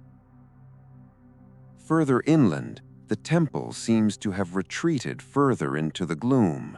The stone columns are vague, towering shapes that loom out of the mist like ancient trees. The condensation running down their sides has created dark vertical streaks on the marble, marking the slow passage of the dampness. In the spaces between the columns, the shadows are thick and substantial. They pool on the floor of the portico, hiding the worn paving stones. The silence here is enclosed, held within the geometry of the architecture. It is a stillness that feels constructed, built block by block to withstand the centuries, unaffected by the fleeting nature of the weather outside. In the olive grove, the air is saturated with the scent of wet moss and deep earth. The canopy above acts as a net, catching the mist and preventing it from escaping. The moisture drips slowly from leaf to leaf, a silent, cascading movement that eventually reaches the forest floor. The soil drinks it in without a sound. The roots of the trees, buried deep in the dark, swell with the water, anchoring the grove in a slow, hydraulic rhythm of growth. The trunks stand black and solid, their bark rough with age, their forms blurring into the shadows until they become part of the darkness itself. This state of suspension feels endless. The world has contracted to this single, quiet cove wrapped in layers of water and stone. The mind floats in the center of it all, untethered and weightless. There is a sense of deep oceanic peace, a feeling that the night is a vast, safe harbor where nothing is required. The mist holds the ship, the earth holds the roots, and the silence holds the soul. It is a slow, drifting journey into the heart of the calm, moving deeper and deeper into the comforting, heavy embrace of the rest. The density of the mist has silenced the world so completely that even the memory of sound seems to have faded. The air is no longer a medium for noise, but a thick, insulating blanket that absorbs every vibration before it can travel. If a seabird were to call out in the distance, the sound would be swallowed instantly, lost in the heavy, gray cotton of the fog. There is a sense of isolation here that is not lonely, but deeply private. The ship feels as if it is the only object in existence, floating in a white, featureless void where the laws of the outside world no longer apply. The dampness touches the face with a ghostly, cool caress, a sensation that is constant and soothing, like the touch of a wet leaf against the skin. High above the deck, the furled canvas of the sail hangs heavy in its bindings. The fabric, usually stiff and rough, has become pliable and soft, soaked through by the microscopic rain of the fog. It sits in deep, heavy folds, pressing down against the wooden boom. The smell of the wet canvas is distinct, a scent of organic fiber and old rain that mingles with the briny air. The ropes that hold the sail in place are swollen and dark, biting into the cloth with a grip that has tightened in the damp. There is no fluttering here, no snapping of fabric in the wind. The sail is a sculpture of rest, a massive, folded shape that has surrendered its purpose to the quiet of the night. On the surface of the water, the boundary between the liquid and the mist has become a pure transition. The water does not end abruptly. It fades upward into the air. The water is viscous and slow, moving with the heavy, lethargic rhythm of oil. It laps against the wooden hull with a motion that is more of a slide than a splash. The sound is barely audible, a faint, wet whisper that repeats in a slow, hypnotic cycle. The reflection of the ship's mast in the water is a long, wavering shadow that disappears into the deep, pointing down toward the silent, sandy bottom where the anchor rests in its bed of silt. Along the edge of the dunes, the scent of wild fennel is trapped by the heavy air. It hangs low to the ground, a sweet, anise-tinged perfume that cannot rise into the sky. The feathery fronds of the plants are laden with dew, bending under the weight of the water until they touch the sand. Each tiny needle of the plant holds a droplet at its tip, a perfect crystal sphere that captures the gray light. The plants are motionless, locked in a hydration trance, drinking in the moisture that the night has provided. The sand beneath them is cool and dark, protecting the roots from the memory of the sun's heat. Further back, the cliff face looms as a darker shade of gray within the fog. The geological strata, layers of limestone and shale laid down over millions of years, are highlighted by the dampness. The rock face is weeping, releasing small trickles of water that run down the cracks and fissures. They move silently, sliding over the moss and the lichen, darkening the stone as they go.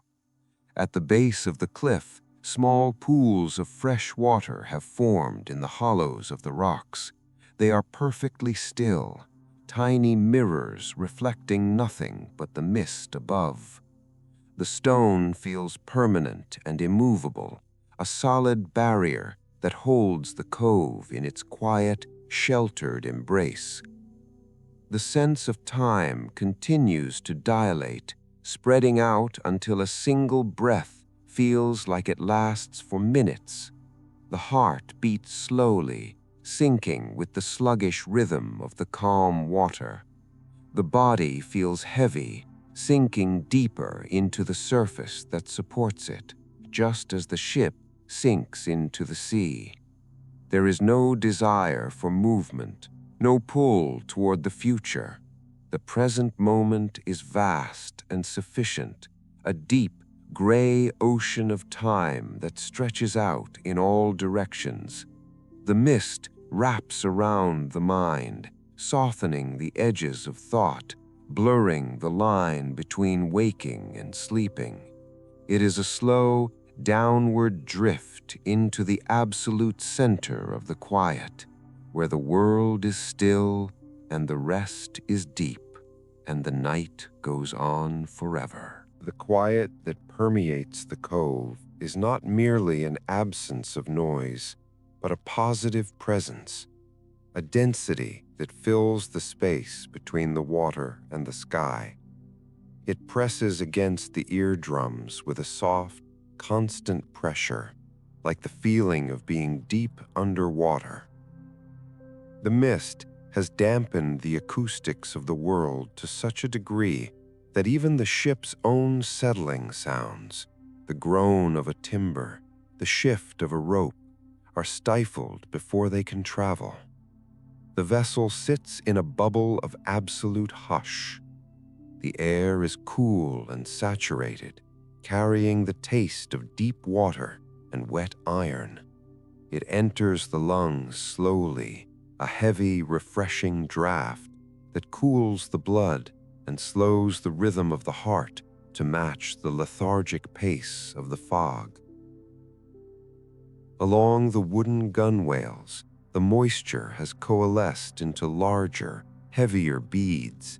They cling to the underside of the rail, fighting gravity with surface tension, trembling slightly with the imperceptible movement of the ship. When they finally fall, they strike the deck with no sound, absorbed instantly by the waterlogged planks. The wood has become dark and spongy, drinking in the fog until it can hold no more. It feels soft to the touch, almost like living tissue rather than dead timber. The grain is raised and swollen, a tactile map of the tree's history that can be read by fingertips in the dark. The smell is rich and tannic, a scent of oak steeping in the cool, salty tea of the night. As the mist finally swallows the shore, we are left with the quiet wisdom of the ages. These ancient tales teach us that even in the face of destiny, there is beauty in endurance, and that the deepest strength often lies in stillness. We learn to trust the slow, invisible currents of our lives, just as the ship trusts the deep water.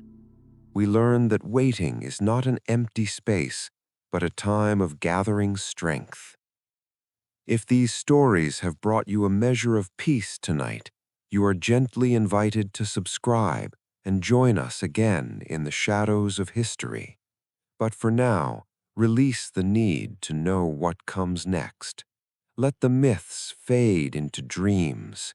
Let the silence wrap around you like a soft, heavy blanket. You are safe. You are resting. Good night.